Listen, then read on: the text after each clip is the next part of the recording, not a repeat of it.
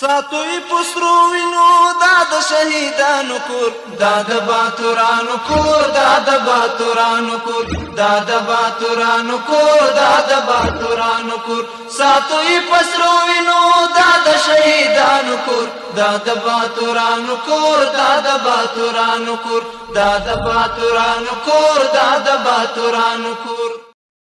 د بلخ ملي رادیو قدرمن اوریدونکو سلامونه او نیکی هیلې مې ومنئ. اوس هم پام کړئ د دې ساعت خبرونو ته. ویان بشیر بشار دوست. د افغانستان اسلامي امارت د پوهنې وزیر بلخ ولایت ته د یو سفر په ترڅ کې د پوهنې په برخه کې 10 پروژې په رسمي ډول ګټې اخیستنې ته وسپارلې. د بلخ ولایت د پوهنې ریاست یو شمېر مسؤلین او د سیمې اوسیدونکي د نوو پروژو د پرانیستي د هرکلي ترڅنګ وایي چې دغه پروژې به د ښوونځیو د زده کوونکو د زده کړې د کیفیت په ښه والي کې مهم او اغیزمن رول ولوبوي. د افغانستان اسلامي امارت د پوهنې وزیر مولوي حبیب الله آغا بلخ ولایت ته د یو سفر په ترڅ کې د پوهنې په برخه کې 10 پروژې په رسمي ډول ګټې اخیستنې ته وسپارلې. نوموړی د عصري علومو ترڅنګ دیني علومو ته هم اشاره وکړه او له مسؤلینو وغوښتل چې د ښوونې او روزنې د کیفیت د لوړولو لپاره لا زیاتې هڅې وکړي. امارت اسلامي د دیني علومو ترڅنګ عصري علومو ته هم توجه کړې ده، هم یې کوي. زموږ د دې راتګ مقصد دی مکتب ته بس دغه دی و دغه و آینده به هم دغه وي چې موږ د خپل ولس ته دا فکر ورکو، دا ذهن ورکو، دا ذهنسازي ورکو چې امارت اسلامي افغانستان د عصري علومو سره مخالفت نه لري. د بلخ ولایت د پوهنې ریاست یو تن چارواکی انجینر احسان الله ولسمل وایي چې 19 پروژې د 10 میلیون افغانیو په لګښت د پوهنې وزارت له بودیجې څخه په دې ولایت کې عملي شوي دي. په مجموعه کې 10 پروژې افتتاح لرو چې په 10 پروژو کې 19 پروژې د موږ ترمیماتي د خپل وزارت معارف نه دي او 11 پروژې د مؤسسې نه دي. په 19 پروژې ترمیماتي چې د خپل وزارت معارف نه دي 10 میلیون افغانۍ دي. د بلخ ولایت د نهرشاهي ولسوالۍ د پوهنې امیر حافظ محمد ادریس سدید د یادو پروژو د پلي کېدو مننه وکړه او ویل چې د دې ډول پروګرامونو عملي کېدل کولی شي د زده کړو د وضعیت په ښه والي او د زده کوونکو لپاره د مناسب تعلیمي چاپیریال په برابرولو کې مهم رول او اغیز لري. به می ایجاد این مکتب مشکلات همین ساحه حدودا حل شده. قبلا مکتب نبود و این ساحه کسی یک پروژه جدید است و مهاجرین داخلی همین افغانستان است. مشکلات نهایتا زیاد داشتن. از مؤسسه تشکر میکنیم از رهبری وزارت معارف و ریاست معارف که با ما همکاری کردن، یک مکتب ایجاد کردن که مشکلات اطفال همین ساحه ان شاء الله کاملا مرفوع است. ورته مهال د بلخ ولایت یو تن اوسیدونکی محمد عارف د پراختیايي پروژو د پلي کېدو له امله خوښي څرګنده کړه او زیاته کړه چې د دغو تاسیساتو په جوړېدو سره د زده کوونکو لپاره د زده کړې اسانتیاوې برابریږي. و از این مکتب به جناب وزیر صاحب و جناب رئیس صاحب و مسئولین ولایت بلخ اطمینان میتم به نمایندگی مردم که به مثل خانه خود و به مثل کاشانه خود از این مکتب حمایت میکنیم. زحماتی را که شما کشیدین نادیده ای مردم نمیگیره. د هیواد د پوهنې وزارت د اسلامي امارت له مهمو بنسټونو څخه ګڼل کیږي چې د هیواد په کچه د زده کړې او روزنې د ودې او پراختیا په برخه کې مهم رول لري.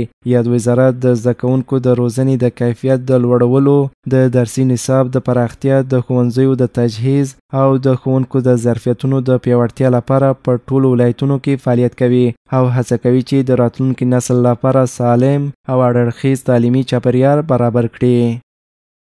د بلخ ولایت مقام مرستیال مولوي نورالهادي ابو ادریس د ملګرو ملتونو د کډوالو د عالی کمشنرۍ له مرستیال سره په خپل دفتر کې وکتل. دواړو خواو د روان پروژو د ایران او پاکستان نه راستنیدونکو کډوالو ته د خدمتونو وړاندې کولو، د استوګن ځایونو د جوړولو او د کارموندنې د پروګرامونو په اړه خبرې اترې وکړې.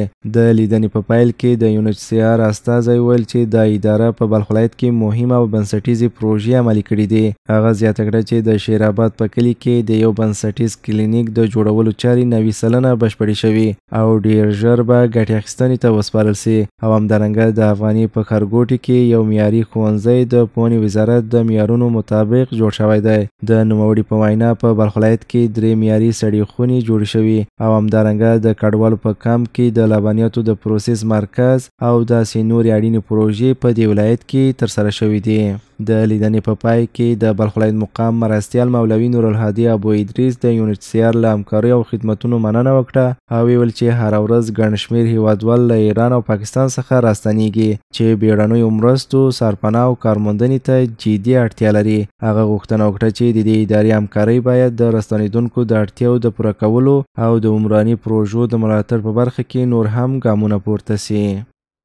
د ښار د ښکلا لپاره د مزار شریف ښاروالۍ په 8مه ناحیه کې د یو خصوصي شرکت لخوا د 1.5 میلیون افغانیو په لګښت یو منار جوړیږي. تمه ده دا پروژه په راتلونکو 3 میاشتو کې بشپړه او ګټې اخیستنې ته وسپارل سي.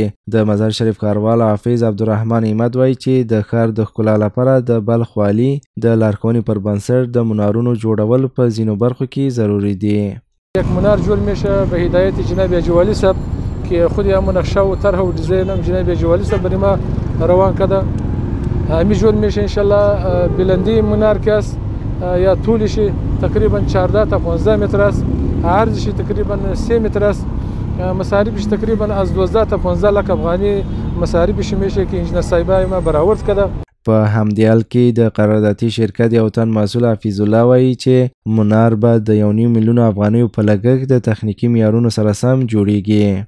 مناری که امروز افتتاح شد و قرار است با بازسازی شروع کنه در حدود تخمینا شاید بالای 2 ماه الی 3 ماه بالاتر در زمان بگیره و همچنان تحت نام سلطنت گروپ است. د یادونې وړ ده چې د منار 14 متره لوړوالی او 3 متره پلانوالی لري او د مزار شریف په 8مه ناحیه کې جوړیږي. په بلخ ولایت کې د پوځي هوایي ډګر نوی سرک له کانکریټیزۍ وروسته ګټې اخیستنې ته وسپارل شو. دا پروژه چې شاوخوا 2 کیلومتره اوږدوالی لري په بشپړه ډول بیا رغول شوې ده. په پرانیست غونډه کې د بلخ ولایت د علماو شورا رئیس د 209 الفتح قل اردو قماندان او یو شمېر ملکي او پوځي چارواکو ګډون درلود. د مسؤلینو په وینا د دې پروژې مالی لګښت د بلخ ولایت مقام او د ملي دفاع وزارت لخوا برابر شوی او موخه یې د ترانسپورت د وضعیت ښه والی، د وسایطو د تګ راتګ اسانول او د لوجستیکي ظرفیت لوړول دي. سربیره پر دې یو قراول چې مخکې ویجاړ شوی و له بیا رغونې وروسته بیا ګټې اخیستنې ته وسپارل شو. چارواکي وایي چې د دې سرک له بشپړېدو سره د تجهیزاتو د لیږد او تګ راتګ بهیر به په پوځي هوایي ډګر کې اسانه سي. د یادونې وړ ده چې یاده پروژه د اسلامي امارت د دوامدارو هڅو یوه برخه ده چې د هیواد په بېلابېلو برخو کې د بنسټیزو پروژو د پلي کولو او د زیربناو د پیاوړتیا په موخه عملي کیږي. د بالخ ملي راډیو قدرمنو اوریدونکو دا د دې ساعت خبرونه تر بیا ملا پامان او تاسو ته ښه وخت. ساتوی پسرو وینو دا د شهیدانو کور، دا د باتورانو کور، دا د باتورانو کور، دا د باتورانو کور، دا د باتورانو کور.